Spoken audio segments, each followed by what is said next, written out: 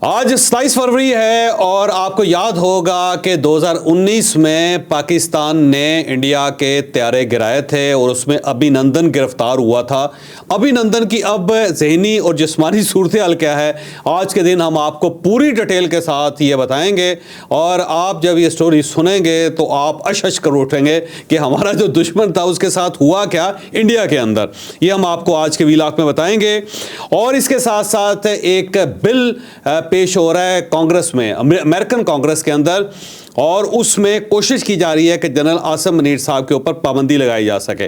क्या वाकई पाबंदी लगाई जा सकेगी, ये भी हम आपको आज के व्लॉग में पूरी तफसील के साथ बताएंगे। और इसके साथ साथ कुछ बिजली इस्तेमाल करने वालों के लिए खुशखबरी है। ये खुशखबरी क्या है इसी व्लॉग में बताई जाएगी। और इस्लामाबाद में कौमी कॉन्फ्रेंस हो रही है, आज वो हो सकेगी या नहीं होगी, ये भी आपको इसी व्लॉग में बताया जाएगा। और फ़खर ज़मान साहब ने रिटायरमेंट ले ली है। इतना बड़ा हादसा क्रिकेट के साथ कैसे हो गया और इसका कोई सब्स्टिट्यूट भी है या नहीं, ये भी हम आपको आज के व्लॉग में बताएंगे। और एक और सीनियर एंकर जो हैं उनको ऑफ एयर कर दिया गया। ये एंकर साहब कौन है, क्यों ऑफ किया गया, ये भी आपको इसी व्लॉग में बताया जाएगा। और मरियम नवाज साहिबा के साथ इस वक्त हो क्या रहा है, पूरी तफसील के साथ इसी व्लॉग में मुलाजा कीजिए। लेकिन व्लॉग की तरफ जाने से पहले मेरी आपसे रिक्वेस्ट है कि चैनल को सब्सक्राइब जरूर कीजिएगा और ये जो बेल आइकन है उसको ज़रूर प्रेस करें ताकि नोटिफिकेशन आपको मिलता रहे। और ये याद रखें कि हर अच्छी बात सदका जारिया होती है। अगर आपको ये व्लॉग अच्छा लगे तो इसे किसी न किसी के साथ ज़रूर शेयर कीजिएगा।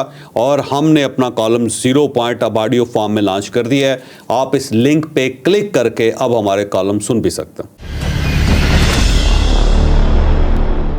अस्सलाम वालेकुम नाजरीन, मैं हूं फरूख अब्बास न्यूट्रल बाय जावेद चौधरी में। नाजरीन, 27 फरवरी 2019 एक यादगार दिन है पाकिस्तान के लिए। इसके लिए स्पेशली मैं एक चीज़ आपको बताता चलूं। इंडिया ने एक अटैक किया था 26 को पहले और उसके बाद पाकिस्तान ने 27 को उनका जवाब दिया। ये दाखिल हुए पाकिस्तानी हदूद में और पाकिस्तान ने इनके तैयारे गिरा दिए और हब्बड़ दबड़ में आके इन्होंने दोबारा रिप्लाई करने की कोशिश की कि हम दोबारा अटैक करते हैं और उस हब्बड़ दबड़ के अंदर अपना ही हेलीकॉप्टर गिरा दिया।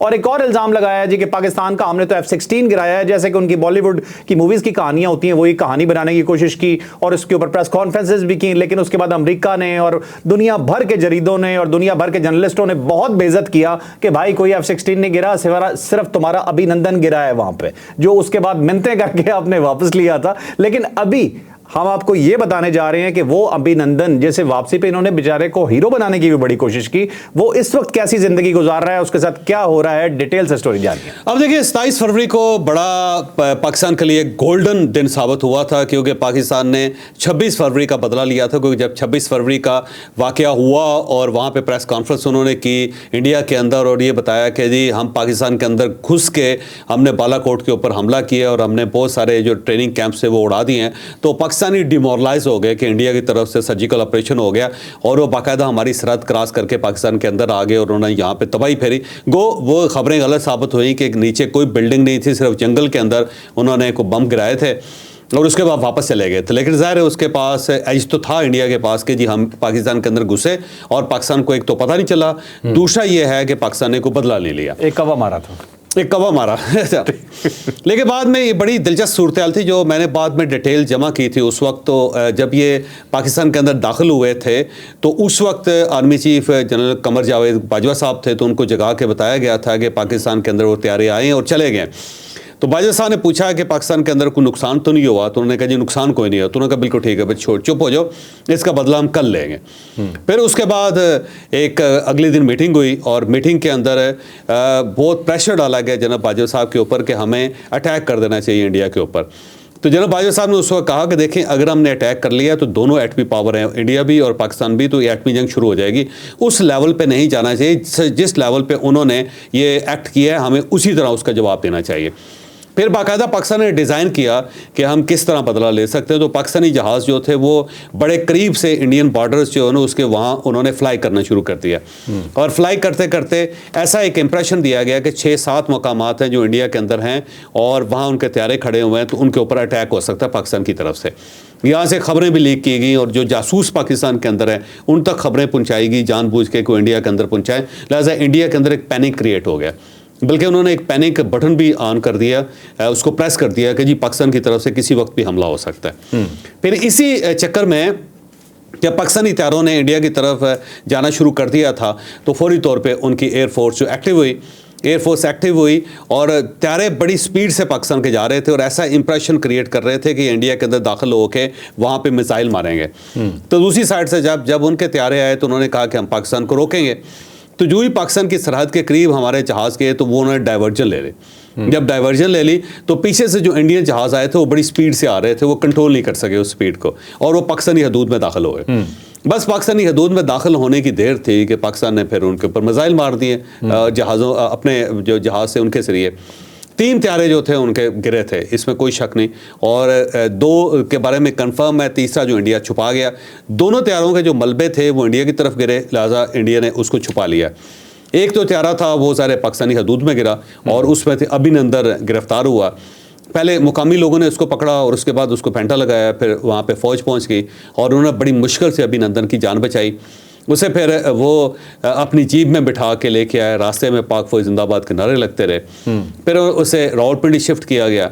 उसके बाद ये एक बैनुल-अक़वामी इशू बन गया क्योंकि इंडिया की बड़ी बेइज्जती हुई थी और फिर इंडिया ने फैसला किया कि अब हम इसका बदला लेंगे। तो वहाँ पे तैयारियाँ शुरू हो गई। जब इंडिया की तरफ से तैयारियाँ शुरू हो गई तो पाकिस्तान की तरफ से भी तैयारियाँ शुरू हो गई। फिर जो यहाँ पे हाई कमिश्नर है बरतानिया के, वो जनरल बाजवा साहब के पास गए और उनके साथ उनकी मुलाकात हुई और उन्होंने पाक फौज से यानी जनरल बाजवा साहब से रिक्वेस्ट की कि आपने बदला ले लिया, तो अब इस सूरत हाल को कंट्रोल करें क्योंकि कहीं ऐसा ना हो जाए कि जंग हो जाए, डीएस्केलेट तो आप दरमियान में कोई मामलात को सेटल करना चाहें। तो फिर जनरल बाजवा साहब ने कहा ठीक है जी, हम तैयार है, कोई ऐसा इशू नहीं है, तो आप पहले इंडिया से पूछ लें, क्योंकि इस वक्त उनका आर्मी चीफ और उनका जो डिफेंस मिनिस्टर है वो प्रेस कॉन्फ्रेंस करने लगा और अगर उन्होंने प्रेस कॉन्फ्रेंस कर दी तो फिर ज़ाहिर पाकिस्तान के पास ऑप्शन कोई नहीं होगा। तो फिर जो ब्रिटिश हाई कमीशन थे उन्होंने कहा जी बिल्कुल फिक्र ना करें, हम उनकी तो प्रेस कॉन्फ्रेंस रखवाते हैं और उसके बाद फिर मामलात को आगे लेके जाते हैं। तो फिर जो बरतानिया था उसके प्रेशर में आके या जो उसने दरमियान में एक साथी का किरदार अदा किया था, फिर इंडियन जो प्रेस कॉन्फ्रेंस हो रही थी जिसमें उनके वज़ीर दिफा बैठे हुए थे, उनका आर्मी चीफ बैठा हुआ, वो प्रेस कॉन्फ्रेंस नहीं हो सके और जब वो प्रेस कॉन्फ्रेंस नहीं हुई तो फिर इसका मतलब ये हुआ था कि इंडिया भी अब एडजस्ट करना चाहता है और पाकिस्तान भी उसको एडजस्ट करना चाहता है। फिर पाकिस्तान की तरफ से प्रपोजल दी गई थी कि आप यूएई जो है उसको इन्वॉल्व करें दरमियान में, क्योंकि यूएई जो उस वक्त पाकिस्तान के ऊपर बहुत ज़्यादा एहसानात थे, पाकिस्तान चाहता था कि ज़रा उसका प्रोफाइल हाई हो। तो फिर ब्रिटिशर ने यूएई के साथ रब्ता किया, फिर यूएई ने ऑफिशियली पाकिस्तान से रिक्वेस्ट की कि आप उनका जो पायलट है उसे वापस कर दें। तो फिर इमरान खान साहब ने कौमी असम्बली के अंदर आके ऐलान किया कि मैं अभिनंदन को वापस कर रहा हूँ। तो अभिनंदन इस तरह वापस गया, लेकिन उससे पहले अभिनंदन की एक वीडियो आई थी जिसमें उसने कहा था कि चाय इज़ फैंटास्टिक और टी इज़ फैंटास्टिक। तो उसने उसने पाकिस्तान की मेहमान नवाजी को बड़ा अप्रिशिएट किया था और वो वीडियो बड़ी वायरल हुई। और उसके बाद जब वो इंडिया गया तो उसके पहुँचने से पहले वो वीडियो वहाँ पहुँच चुकी थी और बच्चा इंडिया का देख चुका था और लोगों को बहुत अफसोस हो रहा था कि एक तो अभिनंदन अपना जहाज़ गिरा दिया उसने, दूसरा वो गिरफ्तार बड़े वाहियात तरीके से हुआ, तीसरा उसे पाकिस्तान में खड़े होकर पाकिस्तान की चाय की तारीफ़ कर दी और पाकिस्तान की मेहमान नवाजी की बड़ी तारीफ़ कर दी उसने। तो जब वो वापस गया तो एक तो उसकी डी ब्रीफिंग हुई, उसके खिलाफ इन्वेस्टिगेशन हुई, बड़ी प्रॉपर इन्वेस्टिगेशन जिसको कहा जाता है वो हुई और फिर टी इज़ फैंटास्टिक जो ना उसकी छेड़ बन गई। तो वो जहाँ जाता था लोग उसको पूछते थे कि टी इज़ फैंटास्टिक तो वो बाकायदा ना चिढ़ जाता था इससे, बल्कि अगर किसी का उससे चाय पूछी जाती थी कि आप चाय पियेंगे तो उससे वो बड़ा फ्लेयर अप हो जाता था, वो समझता था मेरे ऊपर तंज किए गए। बल्कि इवन घर के अंदर कोई मुलाजम जो था या उनकी मुलाजमा जो होती वो भी नहीं पूछ सकती चाय, उसकी बेगम ने भी चाय पूछना बंद कर दी थी क्योंकि उसके बाद वो बर्तन तोड़ना शुरू कर देता क्योंकि उसकी छेड़ बन गई थी। और उसके बाद जब बाहर जाता था तो लोग उसको देख के हंसते थे और उसे कहते थे कि यार तू बड़ा बहादुर है भाई, तुम्हारी बहादुरी को सलाम है। और इस टाइप के जब उसके साथ बहुत ज़्यादा इंसिडेंट्स होना शुरू हो गए तो वो बाकायदा मरीज़ बन गया। तो ज़ाहिर है उसके बाद उसको रिटायर भी कर दिया गया था एयरफोर्स से, तो एयरफोर्स से फ़ारग हो गया। अपनी फैमिली जो है वो उसको बहुत ज़्यादा अप्रिशिएट नहीं कर रही, सारे दोस्त उसका साथ छोड़ गए हुए हैं। घर से बाहर निकलता है तो लोग कप का इस तरह बना कर इस तरह करते हैं उसको तो उससे वो बहुत ज़्यादा टेंस हो जाता है। ठीक है। दोस्त अहबाब जो हैं वो ज़ाहिर उससे किनारा कश हो गए हैं। क्लब है जिनका मेंबर है वो क्लब्स में नहीं जाता किसी जगह पे भी, और अगर किसी जगह जाए तो बड़ी बड़ी मूछें जो रखी हुई थी उसने, अब ऐसे मूछें उसने छोटी भी करते हैं तो लोग मूछों को ताव देते हैं इसने करके यार तू बड़ा मुछल था। और ये जो है ना चाय का कप या इस टाइप का साइन, वो उसके लिए बड़ा अफसोसनाक सी सूरत हाल है। तो बंदा जो है ना बाकायदा एक नफसियाती मरीज बन गया। अच्छा, तो शिज़ोफ्रेनिक होते हैं, जो शिज़ोफ्रेनिक हो गया, चाय का बर्तन देखेगा तो परेशान हो जाएगा, कोई चाय पूछ लेगा तो परेशान हो जाएगा, कॉफ़ी का कप देखेगा तो परेशान हो जाएगा। ठीक है। लोग चलते चलते उससे पूछेंगे कि हाउस योर चाय, उससे बड़ा टेंस हो जाता है। तो या लोग फैंटास्टिक का लफ्ज़ कहेंगे तो परेशान हो जाएगा, टी का कहेंगे तो परेशान हो जाएगा। तो इस टाइप की सूरत हाल है वैसे। अच्छा चौधरी साहब, ये तो बेचारा ट्रॉमे में है ही, इसके साथ तो हुआ था यहाँ पे, जहाज गिर गया इसका, उसके बाद जो उसके साथ अजीमत हुई वहाँ पे इसके मुल्क में। लेकिन इंडिया ट्रॉमे से नहीं निकल सका। जब से ये 2019 का वाकया हुआ है तब से वो एयरफोर्स पे फिल्में बनाई जा रहा है कि वो वैसे तो नहीं, पाकिस्तान को हम फिल्मों में तो हम मार लेंगे उसका। उसकी वजह ये है कि एयरफोर्स बड़ी डिमोरलाइज है उनकी, बहुत ज़्यादा डिमोरलाइज हुई। और उस वक्त भी ये था कि जब ये पाकिस्तान के ऊपर सर्जिकल स्ट्राइक कर रहे थे तो लोगों ने उनको बड़ा समझाया था कि पाकिस्तानी बड़े डिफरेंट लोग हैं, आपको ये महसूस हो रहा है कि उनकी इकॉनमी बड़ी डाउन है, वहाँ पे पोलराइजेशन है, लेकिन अगर आपने छेड़छाड़ की सारे इकट्ठे हो जाएंगे, इकट्ठे होकर मत मार देंगे। तो अब देखें, एक ऐसा मुल्क जो दिफाई लिहाज से और आबादी के लिहाज से और इकॉनमी के लिहाज से 12 गुना छोटा है इंडिया से, लेकिन उसने देखे कैसा ज़बरदस्त किस्म का जवाब दिया था और 12 घंटे के अंदर अंदर, और इंडिया जो था बाकायदा परेशान हो गया। और आज भी जो इंडियन एयरफोर्स है या इंडियन फौज है वो अपने पाँव पे खड़ी नहीं हो सकी, वो अपने इमेज को बरकरार नहीं कर सकी। उसी की इमेज को रीबिल्ड करने के लिए मूवीज बनाते रहते। ठीक है जी नाज़रीन, हमारी नेक्स्ट स्टोरी जो है वो बड़ी इंपॉर्टेंट है। वैसे हमें एक फिल्म बनानी चाहिए, कौन सी? और हॉलीवुड टाइप फिल्म बनानी चाहिए बाकायदा इसके ऊपर। जो इवेंट हुआ था 27 फरवरी को, हम अपने हीरोज़ को जो है ना बहुत ज़्यादा अप्रिशिएट नहीं कर रहे। इंडिया के अंदर हारे होने के बावजूद इतनी ज़्यादा इसके ऊपर फिल्में आ चुकी हैं जिसमें वो अपनी एयरफोर्स को डेवलप कर रहे हैं या बता रहे हैं कि बड़ी अच्छी है जी, एक इंसिडेंट हो गया, बल्कि इस इंसिडेंट के ऊपर भी फिल्में बनी हुई हैं जिसके अंदर वो गायब कर जाते हैं कि हमारा जहाज़ वहाँ गिरा था या अभिनंदन गिरा था। लेकिन इसके बाद मेरा ख्याल है पाकिस्तान के अंदर बननी चाहिए। ठीक है, जैसा वो फिल्में बनाते हैं हम पूरी एयरफोर्स बना देते हैं, असल वाली। अब चलते हैं जी अपने अगले टॉपिक की तरफ। नेक्स्ट टॉपिक बहुत इंपॉर्टेंट है जी। एक बंदा है पाकिस्तान के पीछे पड़ा हुआ हाथ पैर धो के, जो विल्सन इसका नाम है। ये बंदा कौन है ये भी आपको जावेद चौधरी साहब बताएंगे। इसने एक बड़ी अजीबोगरीब सी हरकत कर दी है जी। इसने कहा जी कि मैं एक बिल बना रहा हूं, वो बिल बड़ा डेंजरस है। उसके एक दो पॉइंट्स मैं आपको बता देता हूं, डिटेल आपको चौधरी साहब बताएंगे। उन्होंने कहा जी पाकिस्तान में जमहूरियत की बहाली, मतलब उसने वहां पे ठेका लिया हुआ है कि पाकिस्तान यहां पे जमहूरियत बहाल करवाना वो चाह रहा है वहां से बैठ के। अच्छा, जनरल आसिम मुनीर साहब के खिलाफ उसने एक बहुत बड़ी बात कर दी है कि वो कोई पाबंदी लगाना चाह रहा है जनरल आसिम मुनीर साहब पे। इसके लिए भी वो बिल के अंदर लिख के बैठा हुआ है।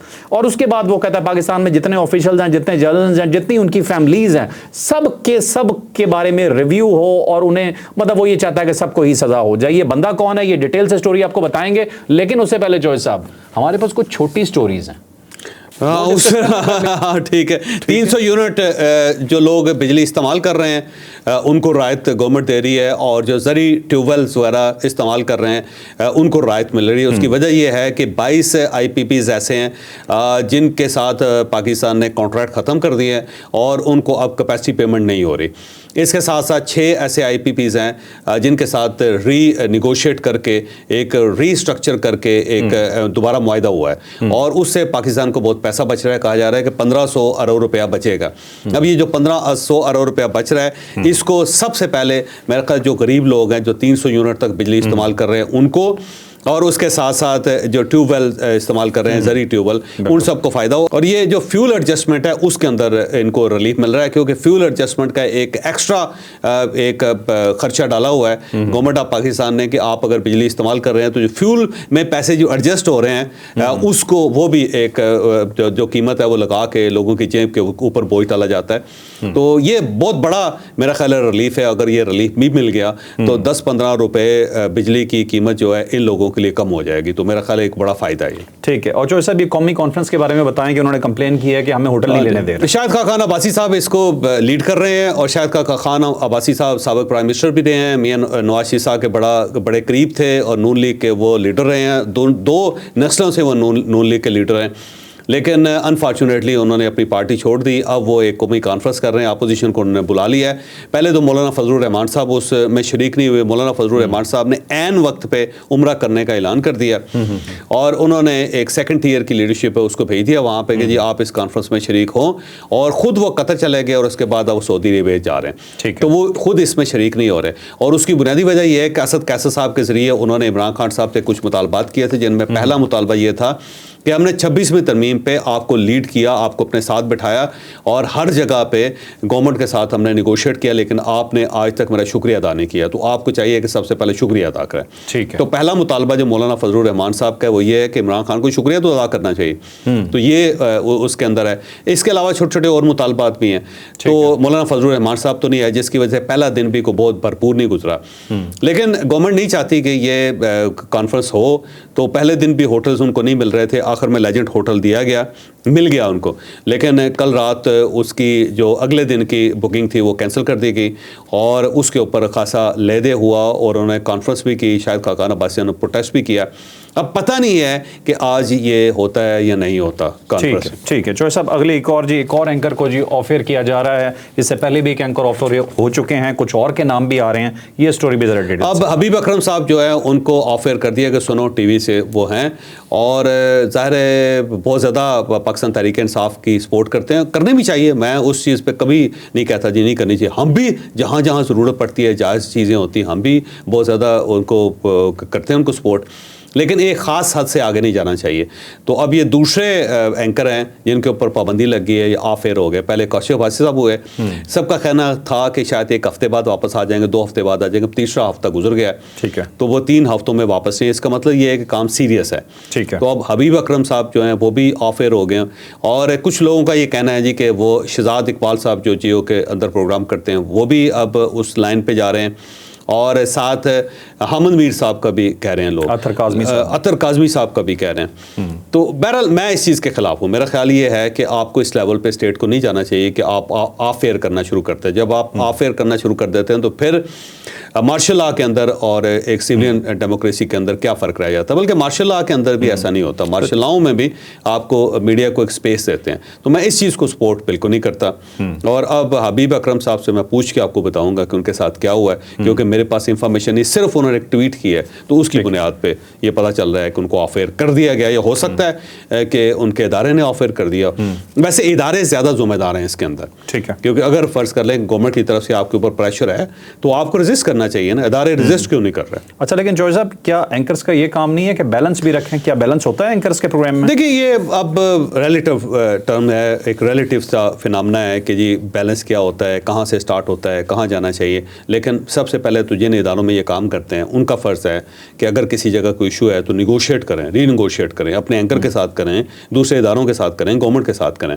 लेकिन अगर वो कंप्लीट सरेंडर है उनकी तरफ से तो फिर ये वाकई सूरत खतरनाक है। ठीक है। मरियम नवाज के पीछे पीटीआई हाथ पैर धो के चौधरी साहब क्यों पड़ी हुई है? मरियम नवाज साहबा ने गलती की है। उन्होंने 60 सफ़ात का एक सप्लीमेंट है वो उन्होंने रिलीज़ कर दिया सारे अखबारात को। उससे पहले फ्रंट पेज उन्होंने ख़रीद लिया था, उसके ऊपर सारी अपनी खबरें लगवा दी थी।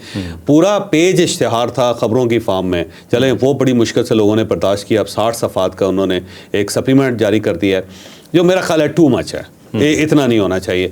और इस वक्त भी अगर पाकिस्तान तहरीक इंसाफ की तरफ से एतराज़ किया जा रहा है तो सिर्फ पाकिस्तान तहरीक इंसाफ की तरफ से नहीं हो रहा, पूरे अवाम की तरफ से हो रहा है। पूरा सोशल मीडिया भरा पड़ा है। मेरा नहीं ख्याल कि मरियम नवाज साहब को इस हद तक जाना चाहिए था, क्योंकि तो अगर उन्होंने कोई काम किया भी था तो ये जो एक्ट है ये उसने उसको काउंटर प्रोडक्टिव कर दिया। तो वो बिल्कुल मेरा ख्याल है एक ऐसा तीर है जो वापस आके उसी को लग गया जिसने चलाया था। तो ये नेगेटिव पब्लिसिटी होगी, इस लेवल तक नहीं जाना चाहिए। ठीक है। चौधरी साहब, अब एक और खबर है, इसे मैं छोटा बिल्कुल नहीं कहूंगा। फखर जमान के हवाले से उनके रिटायरमेंट की बातें हो रही थी जी। फखर जमान वाहिद वो बंदा था जिसकी वजह से पाकिस्तानी कौम शायद ये पूरा टूर्नामेंट जो चैंपियंस ट्रॉफी का है, सैम अयूब तो उसके अंदर दूसरा है, लेकिन वो पहले इंजर्ड हो गया ना। सैम अयूब तो आ ही नहीं सका टीम के अंदर। हमारी बहुत होप्स थी उस यंग बच्चे के साथ, और उसके बाद हमें फखर जमान नजर आ रहा था। ये दो बंदे थे जिसे देख के हम कहते थे कि हमारी कोई पोजीशन होगी, शायद हम इस चैंपियंस ट्रॉफी को जीत जाएं। लेकिन उसके बाद पहले सैम इंजर्ड हो जाता है, उसके बाद फखर जमान जो है ना वो इंजर्ड हो जाते हैं पहले मैच के बाद, और पाकिस्तान की तमाम उम्मीदें टूट जाती हैं। और उसके बाद पाकिस्तान मैच भी हार जाता है और टूर्नामेंट से भी बाहर हो जाता है। फखर जमान के हवाले से बहुत बड़ी खबर आ गई है जी कि फखर जमान साहब रिटायर हो रहे हैं या नहीं हो रहे। डिटेल से स्टोरी आप। रिटायर नहीं हो रहे क्योंकि उनकी तरफ से तरदीद आ गई। उन्होंने कहा जी मैं थायराइड का शिकार हूँ, थायराइड उसका डिसबैलेंस हो गया और इस वजह से 1 महीने की छुट्टी पे हैं वो। और वो क्रिकेट को खैर बात नहीं कह रहे, क्योंकि जब ये खबर गर्दिश करना शुरू हुई थी कि वो क्रिकेट छोड़ रहे हैं तो बहुत ज़्यादा अफसोस हुआ लोगों को। ऐसा महसूस हुआ कि क्रिकेट ही पाकिस्तान के अंदर रिटायर हो गई है। तो जाहिर है फ़खर जमान के साथ ही इस वक्त टीम चल सकती है और उसके साथ ही क्रिकेट आगे बढ़ सकती है, और अगर वो भी छोड़ गए तो हालात पहले ही बहुत ज़्यादा ख़राब है, फिर हमारे पास सिर्फ स्टेडियम रह जाएंगे, टीम नहीं रहेंगे। ठीक है। तो अब साइम अयूब की वापसी का इंतज़ार करें या फ़खर ज़मान की वापसी का भी इंतज़ार करें। मुझे उम्मीद है कि फ़खर ज़मान साहब जो 1 महीने के बाद दोबारा फुल फॉर्म में होंगे। ठीक है, ठीक है। तो फ़खर, काइंडली आपने रिटायरमेंट बिल्कुल नहीं लेनी, क्योंकि आप रिटायर हुए तो यकीन माने आपके साथ शायद पूरी पाकिस्तानी कौम जो है वो क्रिकेट से रिटायरमेंट ले लेगी। आप चलते हैं जी अगली अपनी स्टोरी की तरफ। चौधरी साहब, जो विल्सन कौन है, क्यों पीछे पे है? जो विल्सन का ताल्लुक रिपब्लिकन पार्टी के साथ है और पाकिस्तान तहरीक इंसाफ के जो यूएसए के अंदर लोग हैं उनके साथ इनका बड़ा गहरा ताल्लुक है। ये तीसरी उनकी बल्कि चौथी उन्होंने ट्वीट की है, और इससे पहले जो ग्रेनल की ट्वीट्स आती थी वो पाकिस्तान के अंदर बड़ा कोहराम बर्पा कर दी थी। कोई एक साइड से तालियां बजती थी, दूसरी साइड पे लोग माथा पकड़ के बैठ जाते थे। तो अब जो विल्सन जो है वो आगे बढ़ा है और उसने ये स्पेस कैप्चर कर ली है। और इसने इससे पहले जो एक ट्वीट की थी उसके अंदर उसने कहा था कि मैं एक बिल बना रहा हूँ कांग्रेस के लिए और अनकरीब मैं लॉन्च करूँगा। तो अब उन्होंने कल एक खुशखबरी सुनाई पाकिस्तान तहरीक इंसाफ को, बिल मैंने बना लिया है, पाकिस्तान डेमोक्रेसी एक्ट। तो उसने कहा जी कि ये बिल जो है ना मैं पेश करने लगा, और उसके अंदर 3 चीज़ें। एक चीज़ तो ये है कि पाकिस्तान के अंदर जो डेमोक्रेसी है उसको रिस्टोर किया जाए, और दूसरा उन्होंने कहा जी कि जो आर्मी चीफ़ हैं जनरल आसिम मुनीर साहब, उनके ऊपर 30 डेज़ के लिए पाबंदियाँ लगाई जाएँ। और तीसरा ये है कि जो लोग इस वक्त आर्मी के अंदर हैं, हाई ऑफिशियल्स हैं या ब्यूरोक्रेसी के अंदर हाई ऑफिशियल्स हैं, इन सब का रिव्यू किया जाए और इनके और इनकी फैमिलीज़ के ऊपर पाबंदियाँ लगाई जाएँ, यानी कि इनके वीज़े कैंसिल किए जाएँ या फिर ये लोग अमेरिका ना आ सके। इस टाइप का उन्होंने कोई एक्ट बनाया जिसे वो पेश करने लगे हैं। लेकिन मेरा नहीं ख्याल कि इससे कोई पाकिस्तान को ख़ास फ़र्क पड़ेगा, क्योंकि एक बंदा है उस टाइप के बहुत सारे बिल कांग्रेस के अंदर पेश होते रहते हैं। और पाकिस्तान का अमेरिका के साथ जो ताल्लुक है वो डेमोक्रेटिक ताल्लुक नहीं है, वो आर्मी टू आर्मी है, और वहाँ पे ताल्लुकात दोनों साइडों पे बहुत अच्छे हैं, और वहाँ से ज़ाहिर वफ्द पाकिस्तान आते रहते हैं, पाकिस्तान के वफ्द अमेरिका जाते रहते हैं। तो ये सारा काम जो है ये बेसिकली खेल तो पाकिस्तान तहरीक इंसाफ यूएसए का है, और उन्होंने ही ये सारा बिल बनवाया है और उसके अंदर बहुत सारी चीज़ें उन्होंने डाली हैं। एक खबर तो डेफिनेटली बनेगी, लेकिन इसका फ़र्क कोई नहीं पड़ेगा। और ऐसा हो नहीं सकता कि आप किसी आर्मी चीफ के ऊपर पाबंदी लगा दें। यार कैसे पाबंदी लग सकती है भाई? ये बिल्कुल स्टूपिड सी बात है कि एक मुल्क के आर्मी चीफ पर पाबंदी लगा दें, जबकि एक डेमोक्रेटिक गवर्नमेंट यहाँ पे मौजूद है। ठीक है। और दूसरी साइड पे अगर पाकिस्तान तहरीक इंसाफ अगर 26 नवंबर को यहाँ पे आके हमला कर देती है तो जाहिर है उसको रोकना गवर्नमेंट का काम है। गवर्नमेंट की रेट की वजह से, गवर्नमेंट के हुक्म के ऊपर वो सारा मामला हुआ था, तो सिर्फ आर्मी को मलाइन नहीं कर सकते, आप गवर्नमेंट को भी बात करें उसके ऊपर भी। तो ये एक हेडलाइन तो बनेगी, लेकिन इसका असर कोई नहीं होगा। ठीक है, सिर्फ सेरेमोनियल है। ठीक नाज़रीन, आपने आज का वीलॉग देखा, यकीनन इन्फॉर्मेटिव रहा होगा। लाइक शेयर सब्सक्राइब करना बिल्कुल नहीं भूलना आपने। तो जो विल्सन साहब ने सिर्फ इन्ना ही कहणगे कि एक और भी बिल भी ले आओ तो कोई इशू नहीं, तुसी लगे रहो। लाइक शेयर सब्सक्राइब, इजाजत दीजिए। अल्लाह हाफिज़। पाकिस्तान जिंदाबाद।